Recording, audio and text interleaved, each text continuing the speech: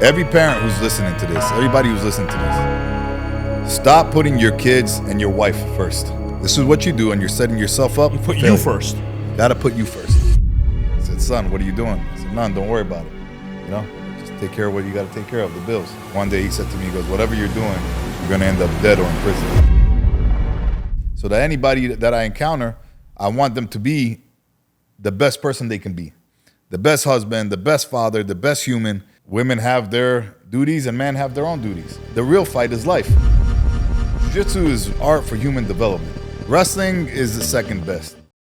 All right, welcome to another episode of the Yuri Mavashev Podcast. Today, I got a monster in here. This guy, his name is Yaniv Rosenberg. This is a Jewish last name. Very strong Jewish last name. Yes, very strong Jewish last name. Man, I don't know if you need an introduction, but the first time I saw you on Instagram. Actually, I saw somebody, you have a sister. Yes. And she posted, "This is my brother." And she posted a pic of you. Or something like that. Right. And I went into your Instagram. I'm like, dude, this guy's, like I started watching your content. This guy's working out. This guy's talking family. This guy's talking muscles. This guy's talking, I connected with you because I used to wrestle for many years. I see you do a ton. You're going to talk to us about this, but you do a lot of sports. And I'm like, man, this guy is somebody I got to follow. So I started following you. And then I started hearing a ton of wisdom from you. Like tons of fucking wisdom. And I'm like, I'm honest with you. A bunch of things that you said, I even put the screen recorder on my phone. I recorded it just so I can share it with my people. Yes, brother. Thank you, man. No, I'm serious. Good to meet you, man. I mean, literally. Thank you for having me, brother. Yeah. Thank you for having me. Welcome to my studio here. But Beautiful, by the way. Beautiful. tell me about yourself a little bit. Who are you? Well, where do you want me to start, man? When I was a kid, how I grew up, or where we are today? We could be here for hours. Yeah. I mean, tell me. I'm originally from Tel Aviv, Israel. I was born and raised there. My father was a tank commander.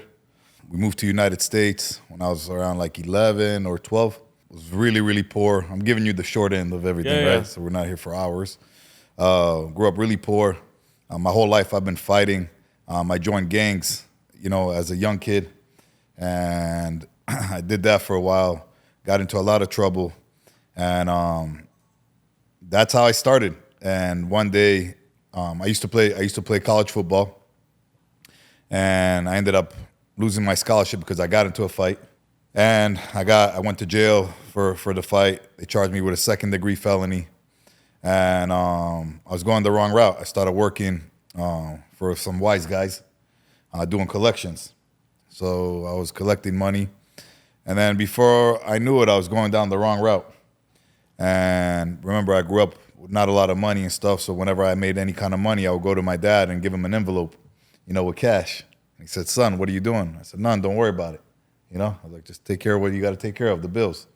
One day he said to me, he goes, whatever you're doing, you're going to end up dead or in prison. And he goes, I didn't bring you to this country. I didn't sacrifice everything to come to America for you to end up dead or in prison. And he said, why don't you do something you love? I said, well, the only thing I love to do is play football. And fight. Work out and fight. So he says to me, well, why don't you teach people? And he says, because if you die or if you go to prison, you're going to ruin everything I worked for. And bro, my dad was everything to me. Yeah. So I stopped everything that I was doing bad. I used to make mad money, man, as a young kid. I had a condo on the beach. I had all the hottest chicks you could think of. I had a Rolex, a pinky ring, always strapped, fucking yoked, but I gave up everything, bro. Moved back to my parents' house and became a trainer. And then just started training people, bro, giving people everything that I know. Right. And slowly, in 1 year, I became one of the top trainers in the country. And they offered me a management position, and then I declined it, took out a loan, and opened up my first gym, which was Crave Fitness, Inc. From there, we started everything. We have a gangster in here. We have somebody who I guess was in jail. We have a family man in here. We got like this whole around guy. Third degree Brazilian Jiu-Jitsu black belt. Third degree Brazilian. 5 kids. Married 21 years. 5 kids? 5 kids. Like this guy's, like anybody who's listening to this, you guys gotta follow Yaniv Rosenberg on. We're gonna tag him. But so, how old were you when you moved to the United States? 11 or 12, bro. I don't know, remember the exact date, but 11 or 12. 11 and 12. So I moved here when I was 6. But whatever, it's Right, kind similar. of that we moved here as kids. So, we kind of, I think we have a similar story. How old are you? 40? 44. Guys, this guy's 44 years old. He's 44. jacked out of his mind. His abs are literally, each ab is like my bicep. Like literally. Like We'll show you guys later. we'll show you guys later. But so you moved here, you started going to school, right? You went to school? So yeah, we went to school, and I grew up, right? Like, we grew up in Lauderhill. And Lauderhill, like, everybody, is colored. Where is this? Lauderhill here in... Oh, so it's all Florida. Not all Florida, originally from Israel to New York to Florida. Oh, so you're in New York too? Just very minimal, very minimal. Not enough to say that I lived there. My grandma used to live in Brooklyn, and my mom said, hey, let's move to America because that's where her grandma was. But then right when we moved, grandma moved to Florida. Okay. But I spent a lot of time in New York when I used to do the wise guy stuff. The wise guy stuff, okay. Yeah, so tell me about this. So, like, when we came to the United States, we had a lot of, number one, we're both Jewish. Number two, I came from Russia, from the Soviet Union. We were, when we were in first, second grade, we were made fun of. Go back to your country, you're fucking Russians. Like, we would fight every single day. all the time. With children. So that's the thing, right? So it's funny, you're talking about getting fun. Like, the only word I knew how to say was bathroom, right? And I remember, I'll never forget this. I had a runny nose, and I was like, I needed to blow my nose, but I didn't know what to say. So I just kept saying bathroom. And everybody was making fun of me. And then, they started like wanting to pick on me, and I had to fight. And as a kid, I also did martial arts. I did judo, and then, I got into Krav Maga and all these different things. But I realized quickly what works and what didn't work, And then I just started fighting all the time because I was this Jewish kid living in an all-black neighborhood, and you had to fight. And then the way I joined, I was actually in Crips. The way I joined Crips is that everybody in the neighborhood in this specific area was a Crip. So I joined. Where the tattoos? No tattoos, brother. As you know, Jewish, man, no tattoos. My dad said, you get a tattoo, I cut your skin off. So no tattoos. All my friends, man, they had like fuck you on their knuckles, tattoos on their face, everything. Right. But always stayed straight. The only thing, bro, like truly, like I never been a bad guy. I just like the only way I knew how to deal with problems is fighting. I didn't really like know how to communicate, Yeah, that's what. So when we were kind of made fun of, not kind of, we were made fun of every single day, and then we would come home, we would tell our parents and our dads, they would be like, just hit them, punch them. Right. So that's what we did. We punched them in the face. We fought them, me and my cousin, and then what happened was we got suspended from lunch. We couldn't hang out with the kids at lunch. Right. But our parents, they were just like, they were learning English. They had to walk back to school, and they would bring us food because we had to spend time with our parents outside of school. We would walk around the corner to eat. Yeah. So I think I can kind of relate. When did you start playing sports? Sports like football or like martial arts? Or when did you start? Martial arts, I started as a little kid in Israel. I did judo and Krav Maga under Moni Isaac. He was a Olympian that time in Israel. And then when we came to America, I just did a bunch of street fighting. And then eventually I started getting into Aikido. I did boxing. I did Muay Thai kickboxing. And then I fell in love with jiu-jitsu. So jiu-jitsu wasn't that famous back in the days. And I had a challenge match. Somebody came to my gym and challenged me. And we fought. I beat his ass. The fight went to the ground. He took my back and choked me out. Wow. And I said, man, what the fuck is that? And he goes, Brazilian Jiu-Jitsu. I took off my black belt. I put on a white belt and started training Jiu-Jitsu full time. And I competed all around the country. I fought at the Worlds. I placed third in the Pan Ams. I was multiple-time Florida state champion. And won a bunch of local tournaments. Wow. To anybody watching this, or to today's parents, can you tell them a little bit about, like, should their kids be playing sports? They should be doing jiu-jitsu. They should be doing jiu-jitsu. Jiu-jitsu, 100%. Why jiu-jitsu, guys? So, like, jiu-jitsu it's an art for human development. So what about boxing? What about wrestling? Wrestling is the second best. Okay. But I say 1,000,000% jiu-jitsu because it's like human chess. You have to lose your brain. So like when I get wrestlers, they're really aggressive, they're nonstop. In jiu-jitsu, you have to think. Calm. You have to think. You have to be calm, cool, and collective. You have to explode when you need to. You have to stay calm under pressure. Matches are very long. And to get a black belt in jiu-jitsu is average 10 to 12 years. You know, so what you're doing is when you're putting your kids or yourself, you're learning how to problem solve under stress. You see, when people tell me like, oh, I meditate, I'm like, meditation's gay. And they're like, oh, why do you say that? Like yoga and all that. It's like, it's all garbage. I said, why do you say that, Yaniv? And I said, because any motherfucker can go lock himself in a room, right, with like nice music, perfect air conditioning, everything, and being like Zen. Right. The only way you fucking know that you're really in Zen is under pressure, right? So let me put you under pressure and see how you act. Are you gonna fold like a little bitch, or are you gonna fucking stay calm, cool, and collective? In jiu-jitsu, I teach you how to be calm, cool, and collective. When I get new people, the first thing I do is like, I don't care about submitting them. I care about putting pressure on them. So I sit on their chest, I'll take their face, I'll put it into my chest so they panic. And what I do is I tell them like, brother, I'm like, calm down, stay calm, relax, breathe, find the space where you can find some oxygen, and I make them stronger. So you come to my academy, day 1, you're tapping every 10 seconds, right? Day 2, you're tapping every 30 seconds. Day 3, you last in a minute. And before you know it, you see your brain change. Now, what's so important about it is that, not that I care so much that you become a good fighter, but now when one day you come home and your wife says, fuck you, here's divorce papers, you don't go and kill her. Or somebody cuts you off, you don't take your gun out and say, what's up, motherfucker? Whatever it might be, your business partner fucks you over, it doesn't matter. You learn to be calm, right, under the storm. And this is my ultimate goal, guys. Like, truly, my ultimate goal is human development.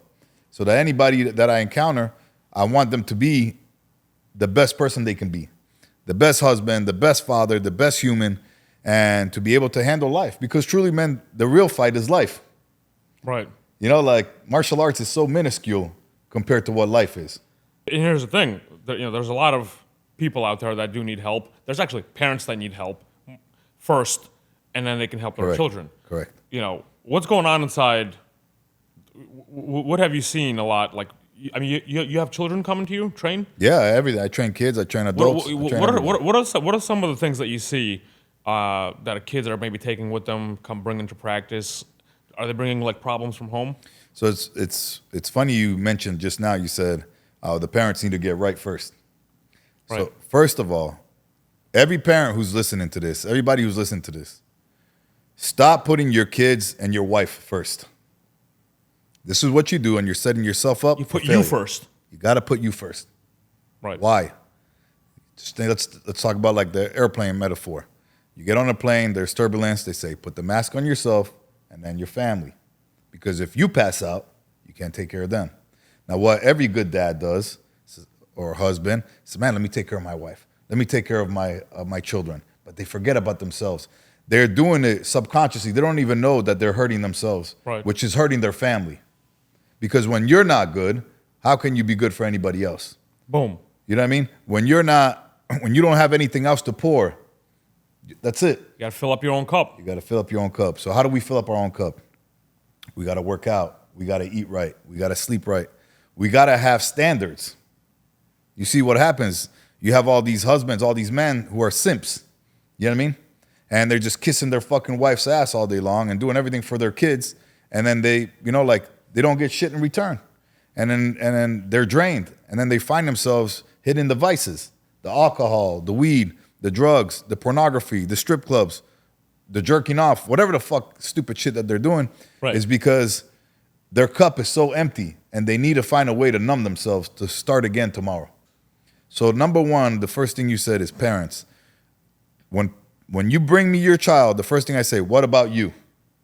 The first thing I say, I don't even care about your kid. What about you? Let's get you right.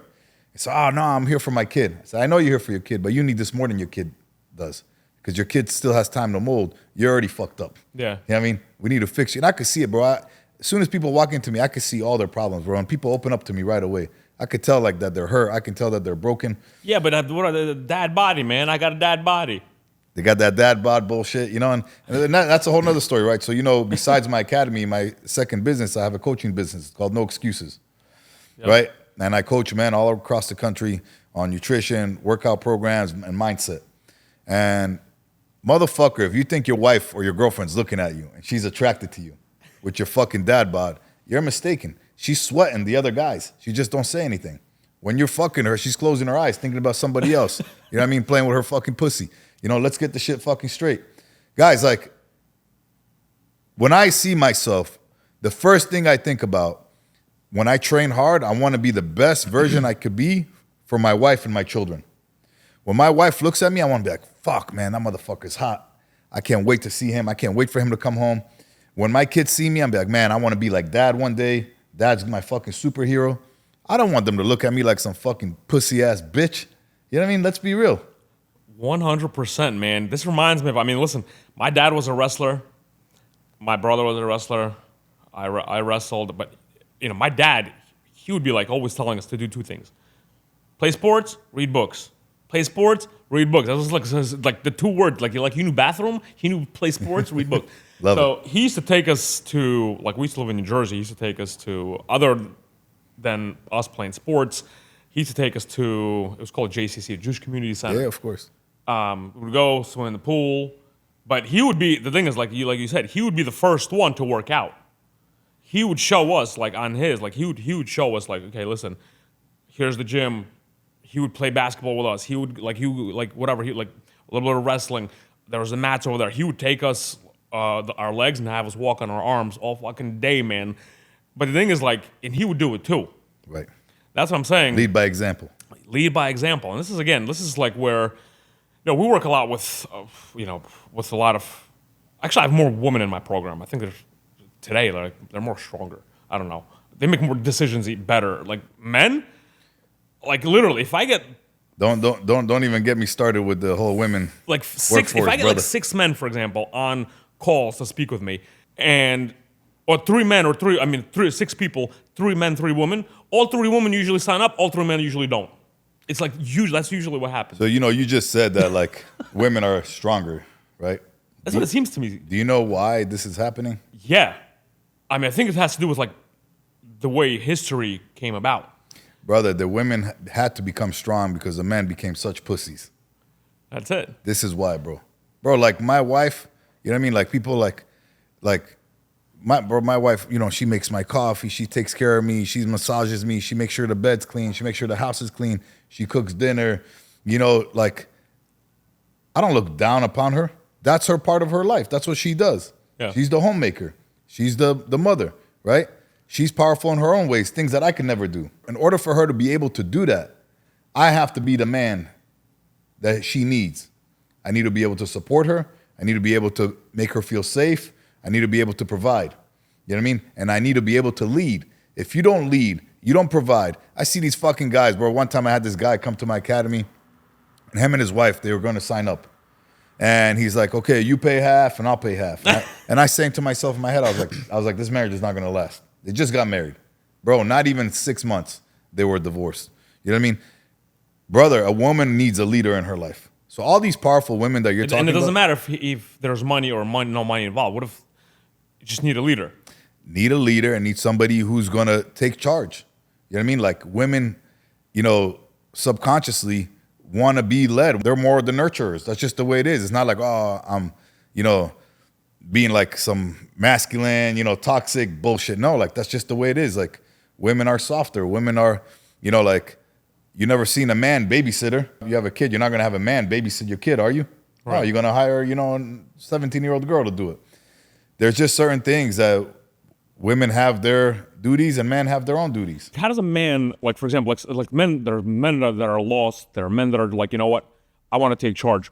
What would you recommend, like today, somebody for a man that wants to take charge of his life, of his family, what did you got to do today? Start doing today. What's the first step? First thing, stop acting like a bitch. Right? Okay. So what does that mean, stop acting like a bitch? Stop making excuses, for goodness sake. Okay. Stop finding. If you say you're going to go to the gym, you go to the gym. If you say I'm going to go to the gym, go to the gym. Stop with your stories, man. Like, everybody has a fucking story, but nobody cares. People want results. People want the outcome. You know what I mean? Like, stop saying you're going to do something and then you don't do it. Be the man you say you're going to be. Follow through with what you say you're going to do.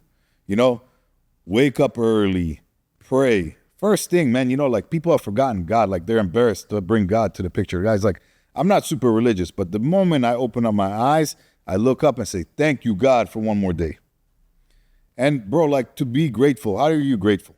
Man, God, look, I have hands. I can breathe. You know, I can see, I can smell, I can taste. Once you start doing that, you realize fucking how rich you are in the first place. Right. Richer than any money can ever buy you. So now you're grateful. So now when you're grateful, you come out, you smile. Now when you smile, you attract good energy, right? And then you start following through with all the little things, from working out to following through with your word and just doing what the fuck you got to do. Just no excuses, period. You know, it's funny, man. So like, you know, we came from another country, both of us.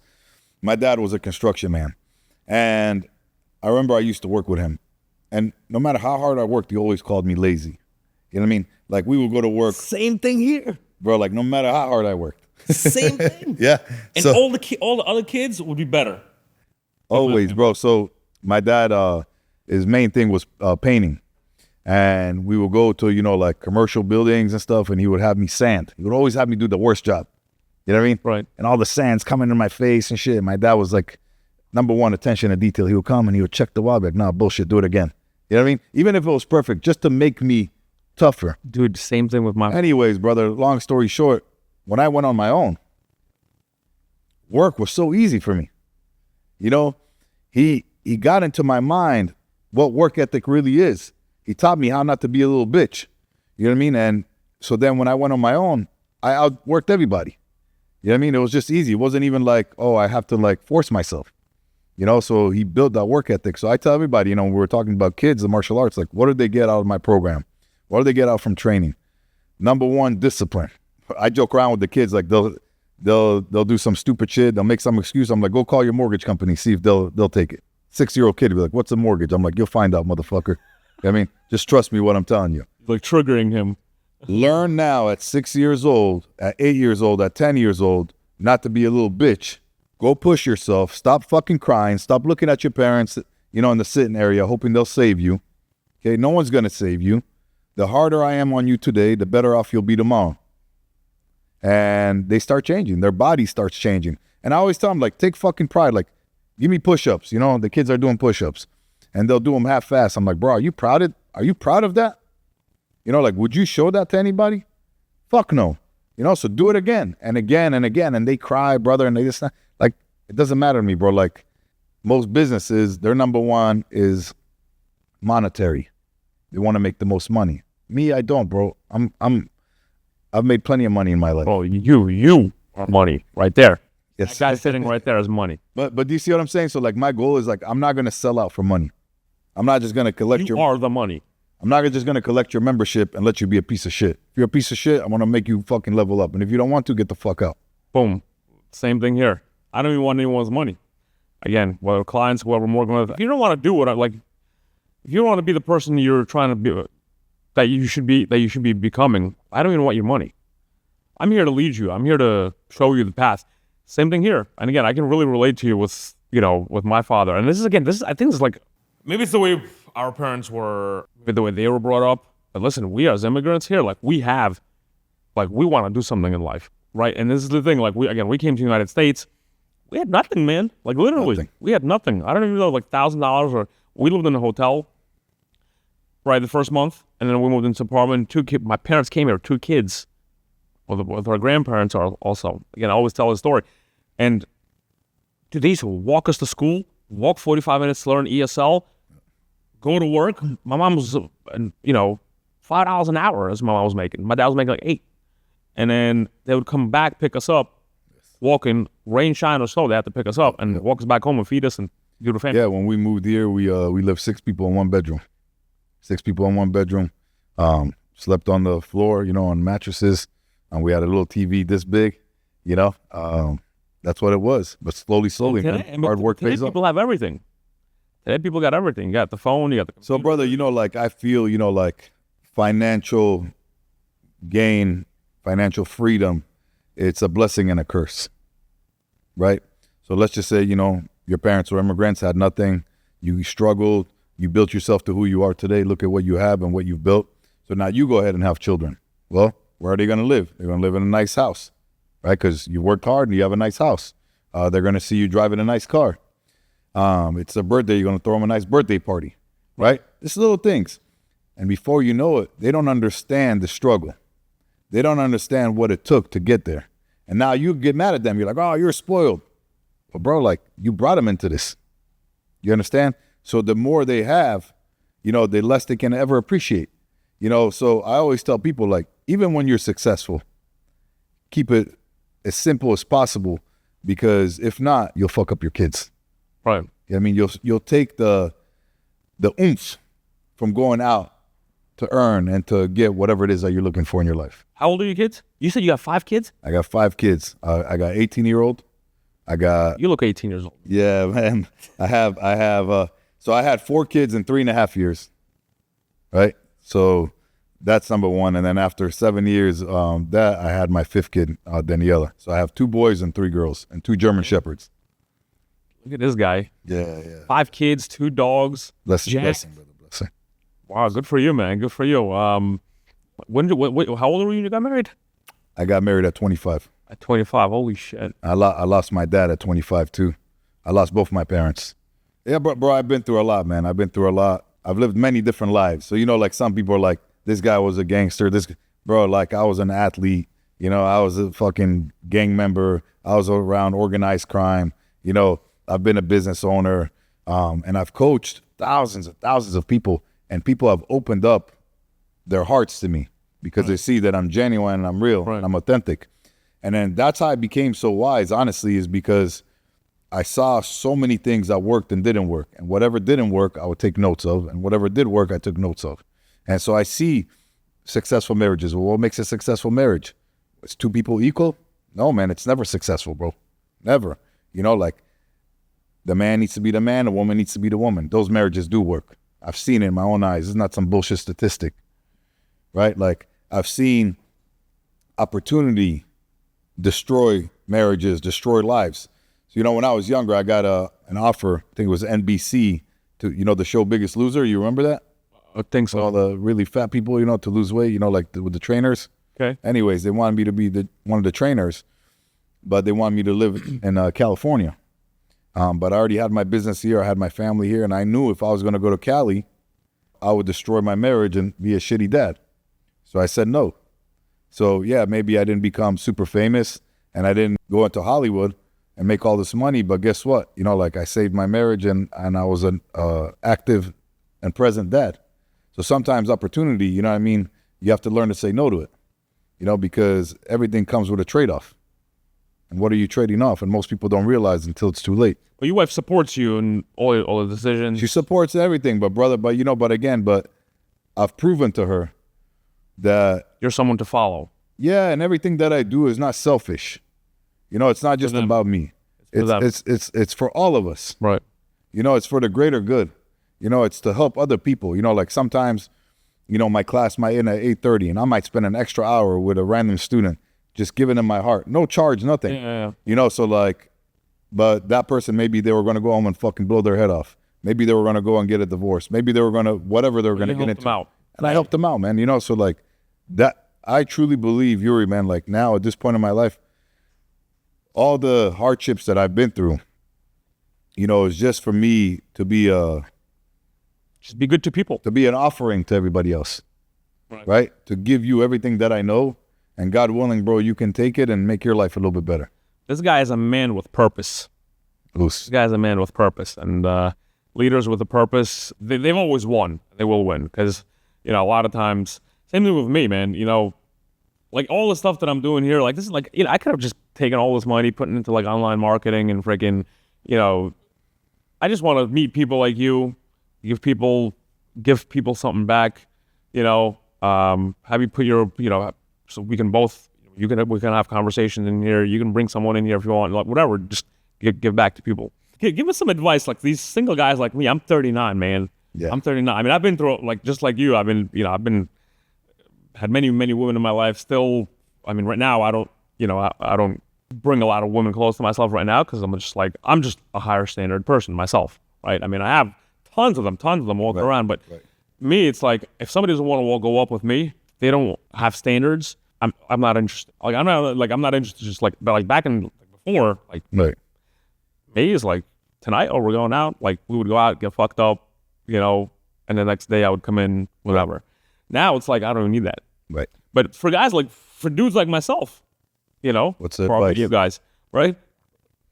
So here, what kind of advice would you give today? I got a real powerful advice for you. So here's the thing.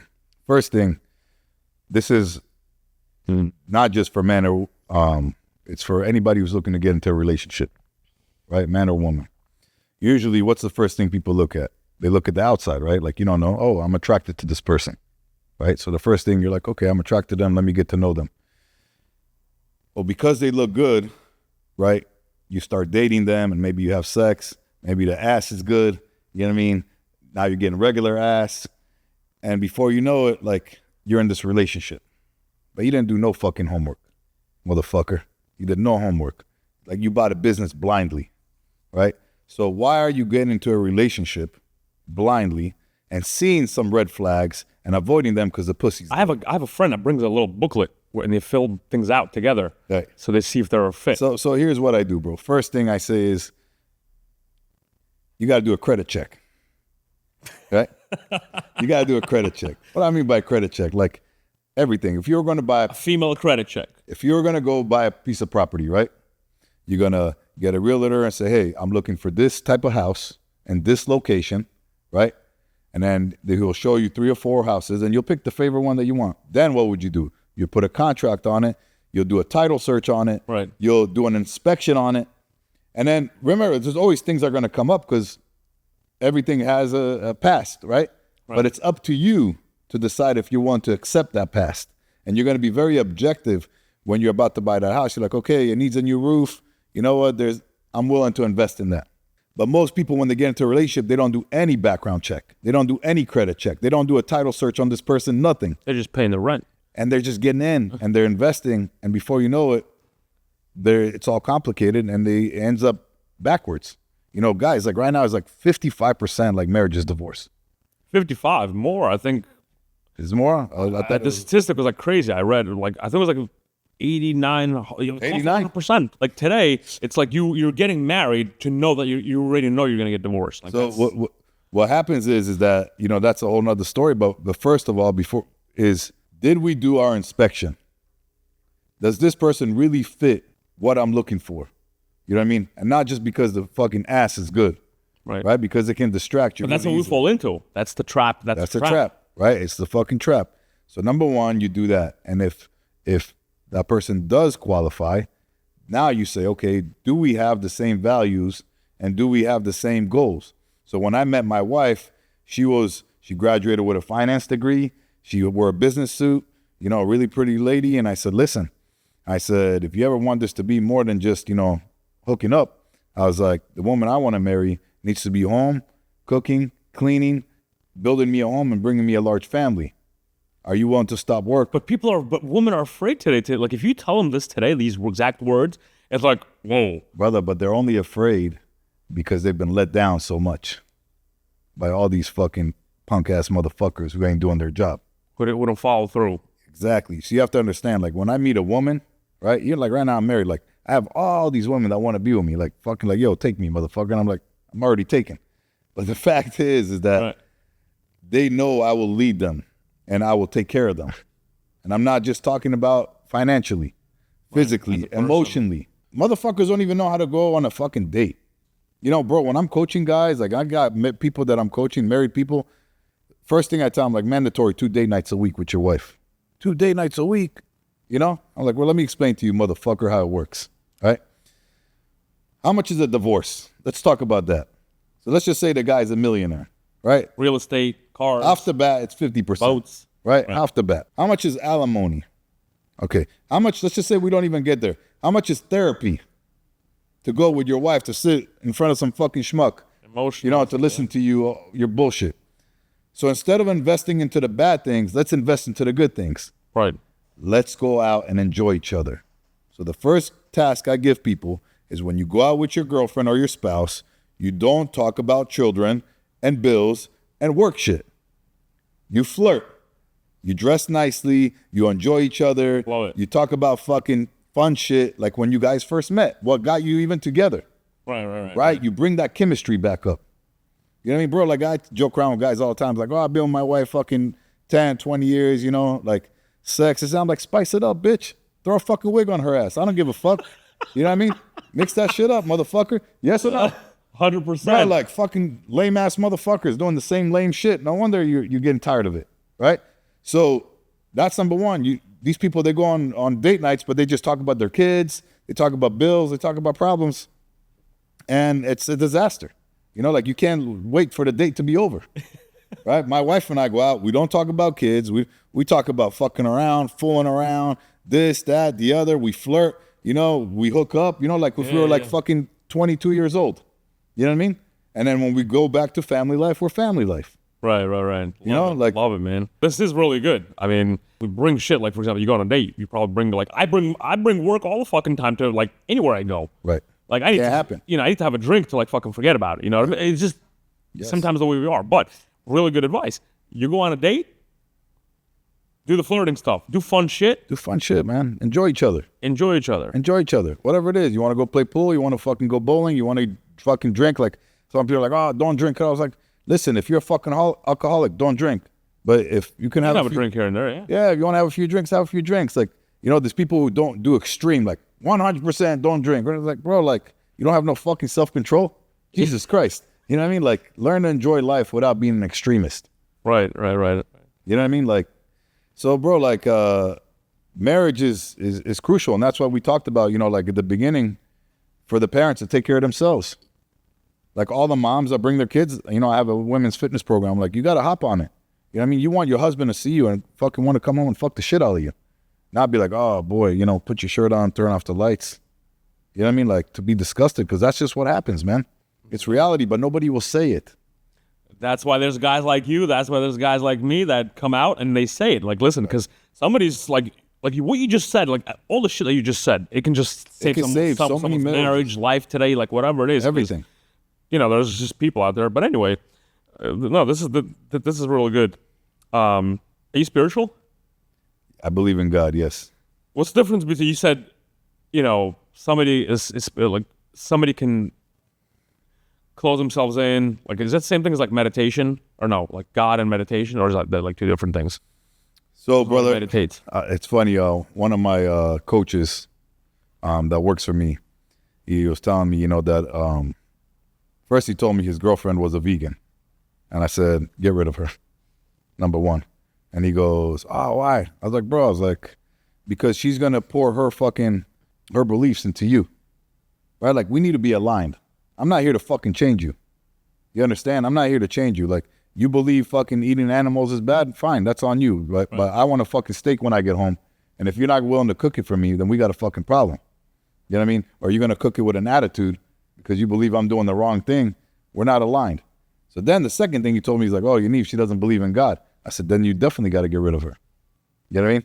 Like, I need somebody in my life who's aligned with me. You know what I mean? Like, we don't need to be orthodox, but the fundamentals. See, when you get married or you find somebody, if she wants to paint the wall pink and you want to paint it green, it's not a big deal. But if you want to go to church and she wants to go do crack, we got a fucking problem. Right. You want to go to church and she wants to fucking pray to whatever this thing, we got a problem. You see what I'm saying? So I believe in God strongly because I believe there's a thing in Hebrew, it's called neshama, your soul. Right. You know what I mean? And we all have one. We just choose to ignore it. We choose to numb it. You can feel it when you're doing the right thing. It's like your soul is speaking to you. You know what I mean? 100%. You're conscious. You know, like it's deep. You can't even explain it. I'll say to you something my rabbi told me. He says to me, there's two guys walking down the street. One guy does everything bad. He cheats on his wife. He does drugs. He does bad business deals, everything. The other guy, you know, he prays, he works hard, he stays faithful, so on and so on. And the guy who's not religious at all, doesn't believe in God, he tells the guy who's religious, says, hey, listen, man. He goes, what happens if you die and then there's nothing? There is no God. It's all been bullshit, right? So the guy says to him, well, if that's true, he's like, well, at least I lived a good life. I didn't cheat anybody. I didn't betray anybody. I didn't do anything shady. I was an honest man. I was a good father. Right. He goes, but my friend, if I'm right and you're wrong, you're in deep shit. You see what I'm saying? Like, it's not going to hurt you to be a good person. It's not going to hurt you to do the right thing. And, you know, when you talk about God, man, like, unless you've been into a really dark fucking place, you don't realize how God is important. Because sometimes, like I told you, I lost both my parents. I've been to jail 3 times, locked up for fighting. And I've had all kinds of ups and downs. I had ups and downs with my wife where, you know, I was this close for a divorce. Were you in jail while you were married? No, was no, this is all before. All before. Okay. When I was young. Brother, when humans can't answer you, when you go to a doctor and you say, my dad was my mentor, it's like, hey, there's nothing we can do. There's only one place you could turn to, it's God. You know what I mean? When things are really, really dark in your life, you better hope you have God by your side, right? Because if you don't have faith, to keep you strong during that really dark time, Right. brother, that's when you lose it. Dude, 100%. I talk to God every single day, you know? I mean, again, before, when I used to like hang out, tons of women, I used to go to sleep not alone. Now, more days I go to sleep alone. And I have all this shit going on, business, studio, this, that, like, so Right. it's like I'm just laying here by myself. Like, who do I talk to? Right. All right? I mean, I can call my parents, thank God, like, you know, Very nice. you know, I can call them, but still, it's like a lot of times, like, who do I talk to? Right. And the farther I go, the more I talk to God. Like me, like I just became like, I don't know what it is, but it's just the shit that I do, they become so scary that I have to. Like, it just, how else am I going to get through it? Right. You know what I mean? Yep, yep. It's just, I'm being honest about it, you know? And Brother, so you know when people talk about praying, they ask me if I pray. And I say, when I pray, it's different than most people pray. When I pray, I just give gratitude to God. right, So I say, God, thank you for my health. Thank you for the roof over my head. Thank you for my family. Thank you for my wife. Thank you for my children. Thank you Right. for my business. I always just thank him instead of asking. You see, most people are backwards. me too, same thing. God, please, I want this. I want this. I want this. Bro, I don't want anything. I'm just thankful for everything I got. Even when I lost my dad and my mom, my mind frame that helped me get over it, because it was very hard for me, was at least I had them for that long. Right, Instead of saying, everyone's like, oh, your parents died young. Yes, they did. But at least I had them for the amount of time I had them. Because I could have not had them at all. Right? They could have died when I was a baby. You see what I'm saying? So when you change your mind frame and when you just have a gratitude mindset and you just thank God for everything, even if one day we all die and we realize nothing exists, you go about your days easier. You know, like it's just a better vibe. It's just a better energy, being grateful and being godly instead of being pessimistic and being fucking negative about everything. right. That's just the way I see it. Yeah, I mean, like, me, for example, like, again, like, as you were saying, like, you know, Dad always saying, oh, you're not good enough, not good enough. Like, even today, like, me, I already accepted Dad is Dad. I gotta love him for who he is. I used to, like, argue with him back in the day. Like, before, like, even back in the day, like, I think I stopped arguing, like, I think I stopped arguing, like, in the last year. Right. But before, I used to try to prove my point. Right.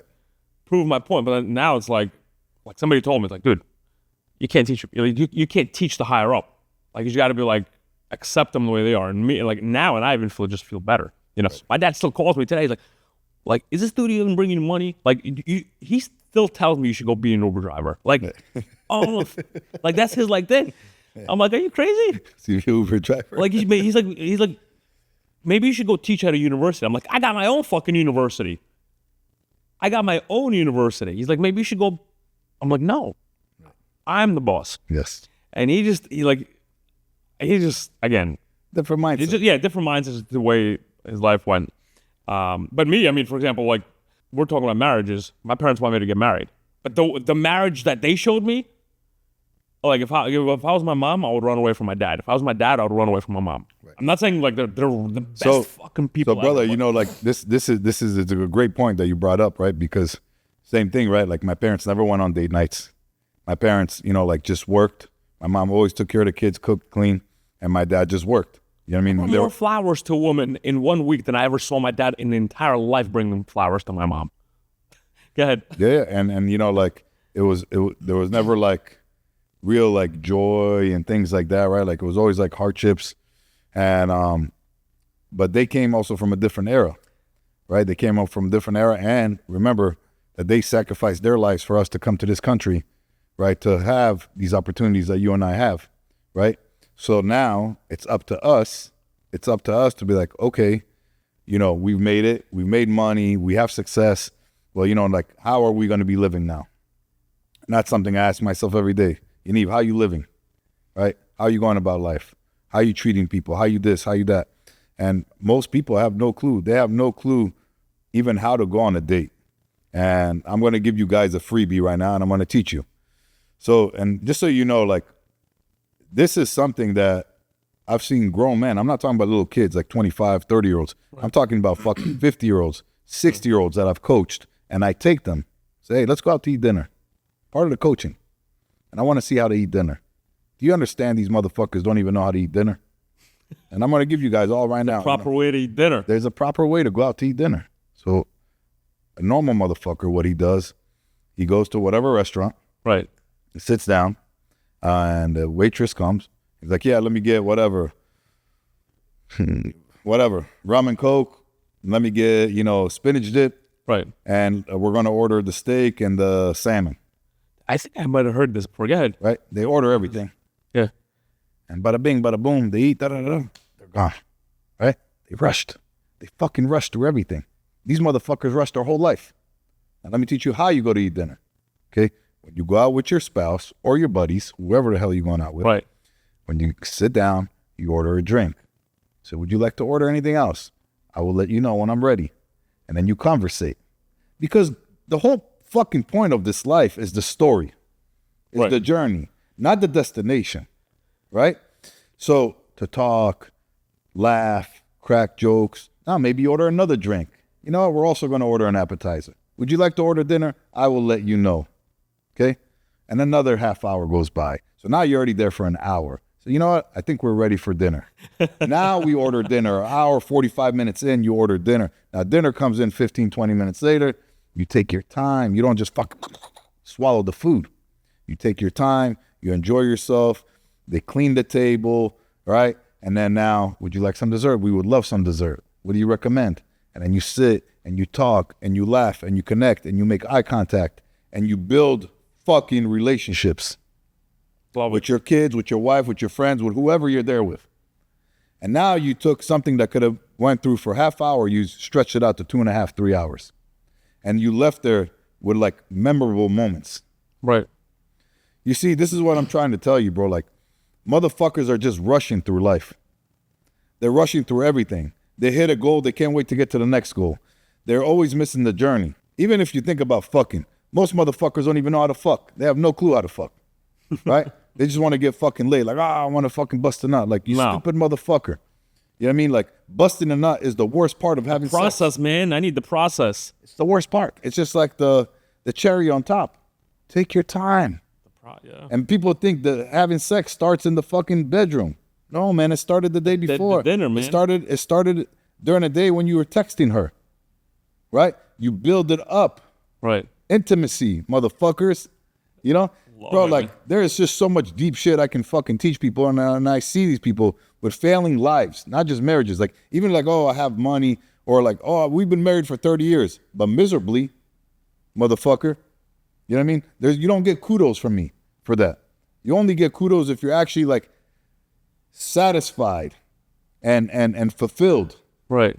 You know? And most people, they don't do that. And then only when life comes to an end, they wish they had more time or they wish they would have done things different. But then now it's too late. You know, that's something I talk about a lot. I talk about death a lot. Every day I think about if today's my last day, how's it going to go? How am I going to be? What kind of coach will I be? What kind of sensei will I be? What kind of father? What kind of husband? You know? And I try to be the best I can fucking be because today could be my last day. What kind of arrogant motherfucker thinks that today might not be his last day? Right? So fucking ungrateful that you think like, oh, you guaranteed tomorrow. You guys have 2 date nights a week with your I have way more than 2. Okay. First thing, she goes to the gym with me every day, right? We laugh, we train. What about guys saying, oh, we can't spend 24 hours with each other? It's because they just don't know how to spend that time with each other? They don't know, and not just that, they don't connect. They don't connect. Like if you're with the wrong person, it's like torture. Right. Right? But if you're with the right person, you can't wait to fucking see them. Right. You know, when people see us, and just so you know, like, we fight also. We have our disagreements or whatnot. But when people see us, they're like, oh, you guys newlyweds? Like, no, we've been married over 20 years, 5 kids. Oh, my gosh.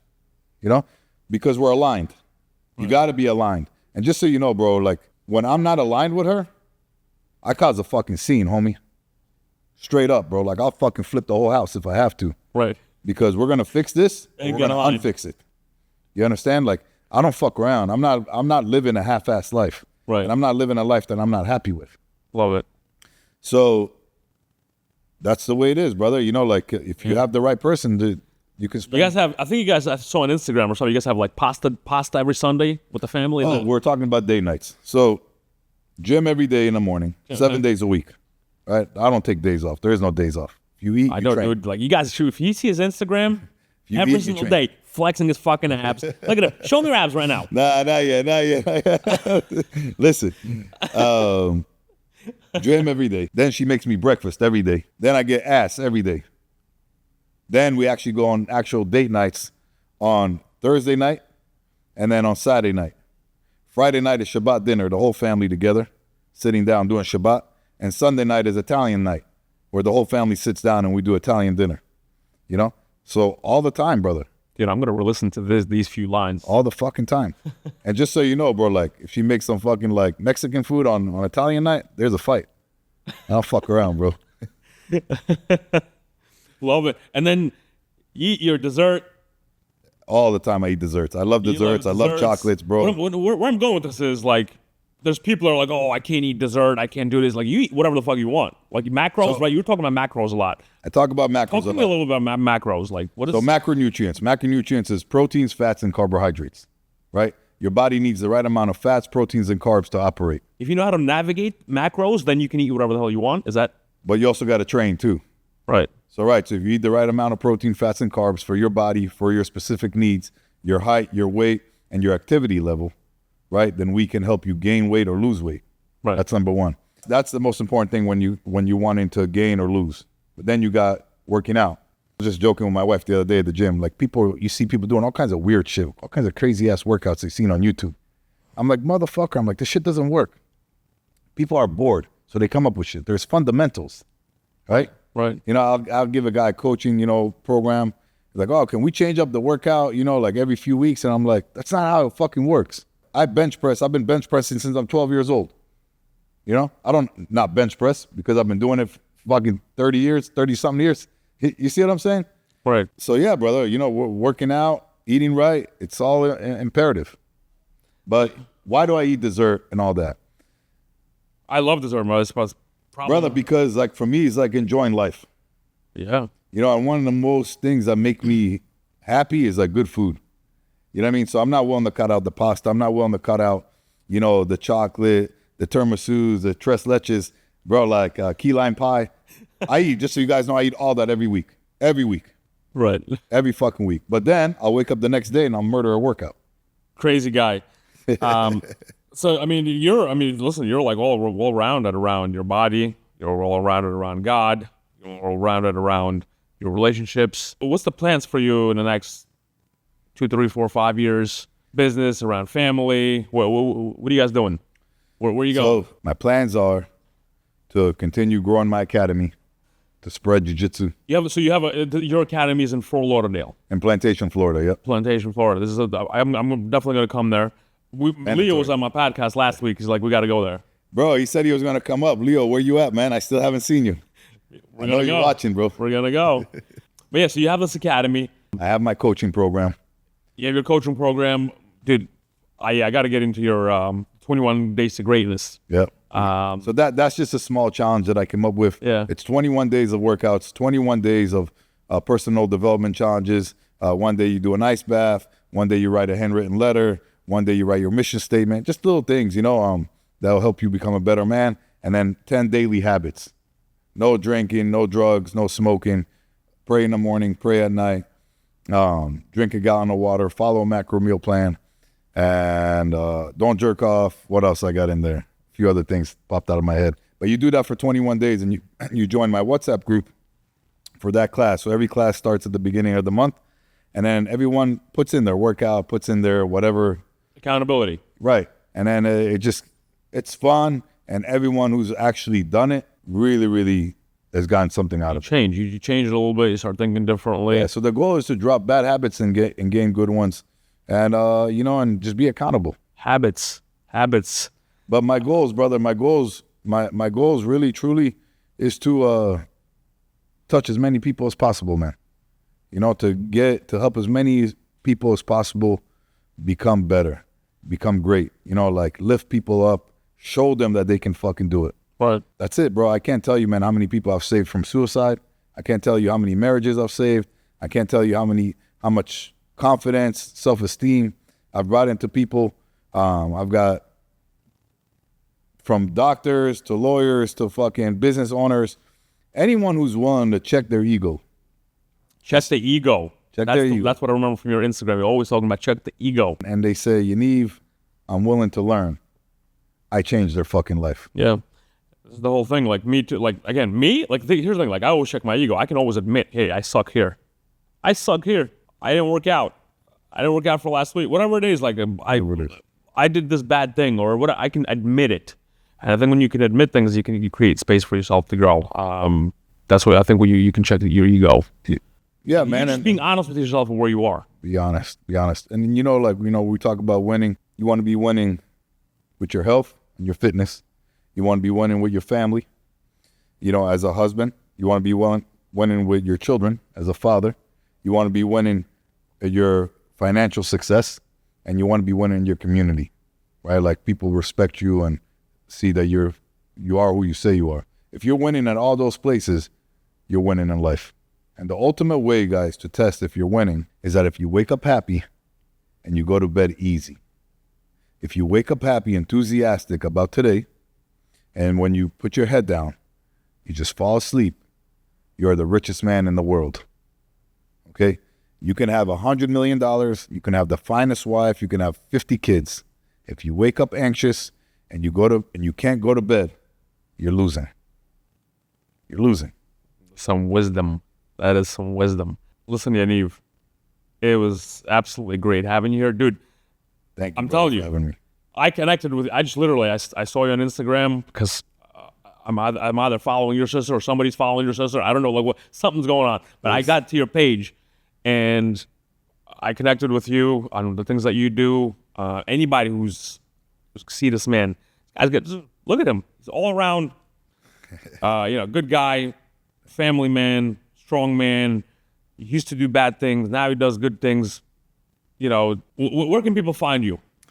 All right. So on my Instagram is my name, Yaniv Rosenberg 1. My website for my coaching program is yanivrosenberg.com. My jiu-jitsu academy is yrjujitsu.com. And that's where you find me. You hit me up and let's get you started. Let me help you become the best version of yourself. You live locally, come train, and let's push it. This guy shares tons of. I listen. I thought I have a lot of wisdom. This guy is just. I literally every single time I see a story, I recorded a ton of stories already. Because guys. Honor, brother. It's an honor. Seriously, thank you so much. I'm being completely honest with you, man. I love what you do, and I literally I connected with you. It was great to have you one more time. Appreciate you. All right. Thank you so much. Luso. Guys, thank you very much for listening to this podcast, and we'll see you soon. All right. Luso.